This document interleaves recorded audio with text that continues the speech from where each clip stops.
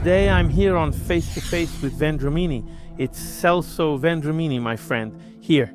He's going to tell us about an unidentified flying object incident that happened to him and his wife Sonia back in Boracay in March 1997. It even involves the appearance of beings. I'm sure you're going to like it. Right after the intro,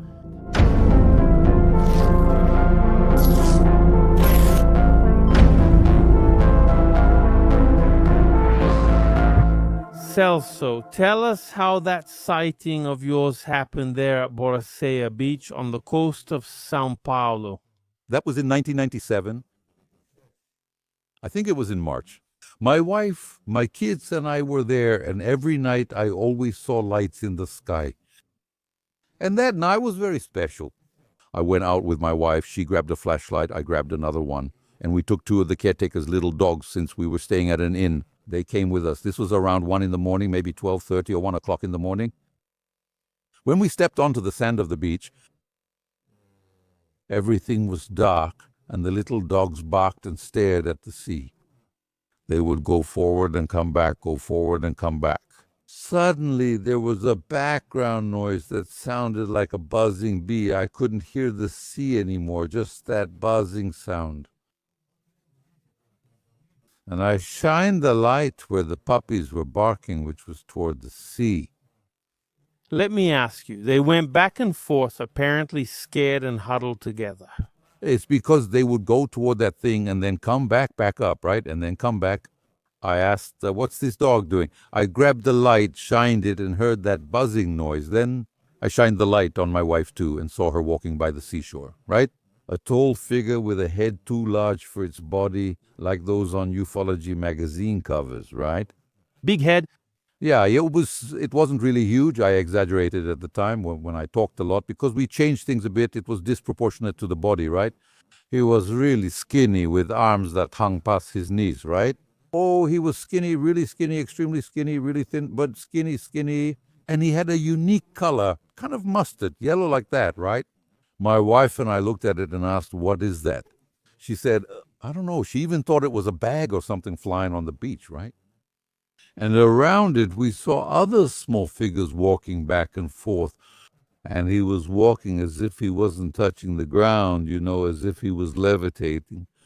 And he was skinny, man. He came like this all of a sudden. We shined the light on him, and he stopped turning to face us. I looked at my wife and asked, what is that? She said, I don't know.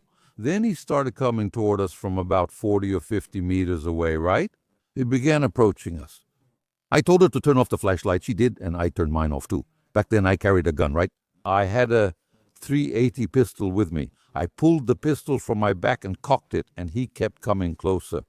So I cocked the pistol and tried to lower the hammer, right, the trigger. And I was kind of nervous at the time, and my finger slipped, and the pistol ended up firing between me and my wife, right? On the floor, nearly hitting her foot. Poor thing, she was really scared. And when I made that explosion, since it was dark, it lit up, right?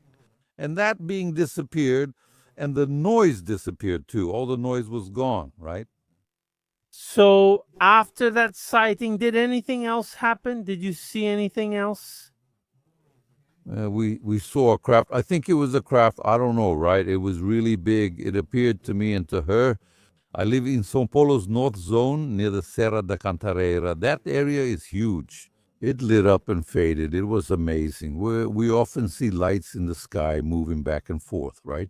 So the little red light, which split into three, right? There was one and then the other two. So I tried to study about this now, and it was really good to meet her because I cleared up a lot of doubts today, right? Good. And so, for example, after that sighting, which was back in 97 in Boracay, did you ever have any dreams about that kind of creature again? Did you or your wife have any situation like that? My wife wasn't abducted. She was abducted. She said that as she was falling asleep in that half-awake, half-asleep state, she felt lethargic. She remains half asleep and half awake. Then she says she suddenly felt something pulling her, right? And she saw herself lying down.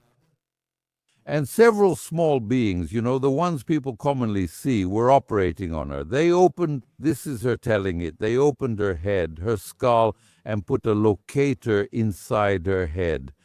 That was told to her. Like it was an implant, those implants, that's it. Like it was an implant. And then she said that she could hear, like mentally, one being telling the other, like, close her head properly so there won't be any problems, okay? She says she heard all of that. Well, then she woke up and told me about it. All right, then after a month, all right, she woke up with a pain in the back of her neck. And she called me to look at my daughter, went to look, called me and said, Dad, come see what's on Mom's neck. There were 3 red dots forming a triangle on the back of her neck. Then we contacted the police chief, who was also a ufologist at the time, and we asked him about it, right? And it was told to my wife. She doesn't know by whom. She just heard it in her head that this triangle was meant to neutralize.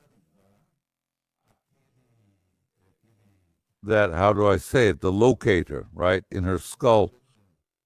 Those 3 little dots would neutralize what was put in her head, because the first time she was told that it was meant for locating. Wherever she was, just to keep track of her life and show something, right? So, and those 3 little dots were put there by other beings to neutralize the first one they put in her. And besides that, other really wonderful things happened to me, to her too. Over these years, it was us. Back in Boracay, did you see anything else after that incident or not? Just lights, right? Lights. And this skinny being, right? Did you ever see a drawing by someone else who had contact with this being within the unidentified flying object case studies you mentioned? Like, hey, this is exactly what I saw? Look, yes, of course. In fact, I even went to the house of a ufologist from Sorocaba. I was startled when I entered his house, because I had already told him about this event, and he has an alien in his living room. Just like the one I saw. A big one right there. Just like it, but his was green and mine yellow, right? And just like it, identical, I saw it at his house, right? I believe I saw what I saw. If I had been alone, maybe I would have doubted what I saw. I might have sought a psychologist or psychiatrist, but my wife was with me and saw it too. And I remember right, because Celso, he even gave a statement to the late Claudio Ircovo, right? And it seems there was another couple there with you too. I think it was Roberto. It was Roberto Okama, a doctor, a friend of mine. We went to this inn. He went with his wife, right, and his children too. And it was really funny because Roberto and I made a little barbecue and had a beer there, that kind of thing. And the women went to sleep, each in a room, in a little house, right? Around midnight or 12:30, I told Roberto, let's walk on the beach since I often see many lights there. Yeah, let's go. So we entered the beach, which is close to the inn, and we went in and started walking. We stopped and looked back, and we saw a dome. It looked like a tent, but it was a dome lit up from the ground. Then I looked and said, Roberto, what is that over there? He asked, is that the tent? I replied, no, we just passed there. No tent. Ah, it must be light from a house. I asked, what house? It's just a hill with bushes back there. Then he got a little scared and said, no, let's not go. Was it on the left or right by Boração? It was on the side close to the big hill that's there. It's not really a hill, right? And then we kept walking, and when we looked back, we couldn't see it anymore. He said, Vendramini, let's go. I'm going to sleep. I don't want to deal with this. Then we went back to the inn. That's when I woke up my wife, asked her to get a flashlight, and we went to the beach and saw that being there. So probably that dome could have already been the object that was landed there. Maybe. I was clueless about this subject and still am, but I'm learning a lot now. But I didn't have one then, so I was still armed, right, Edson? I think that's why they don't show up, because humans will attack them. I got scared. I saw that thing I don't know coming toward me. I asked, what's that? My first instinct was to grab the gun. So? That's probably why they don't always show up there. So that's it. I wanted to thank Celso once again for his testimony.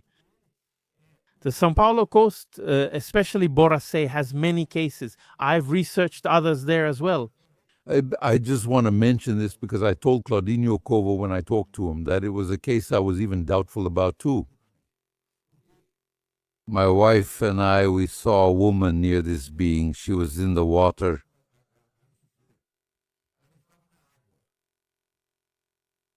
She was in the water near him. This woman vanished after the being disappeared. She vanished too. So we don't know. There are more mysteries in heaven and earth, right, than in our vain philosophy, right? Could there be humans among them, maybe one or two? Or could it be that they were suddenly doing an abduction there and took that woman too, right? But She was wearing a swimsuit. but then She was at the beach. She was in the water, so I don't get it. I was left confused. But then I thought, I said, could it be that there are some humans living with them, living together with them here? Then after that, I don't know. I was also very unsure about it. something just crossed my mind now. Suddenly, that vision you had of the woman could be something they implanted in your minds. Suddenly, it could even be another being.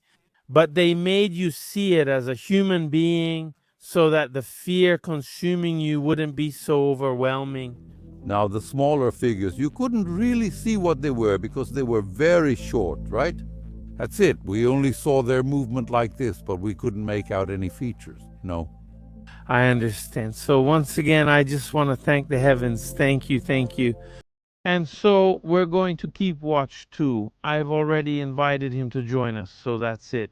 Keep supporting the Edison Boaventura channel. See you on the next show, live podcast with Edison Boaventura.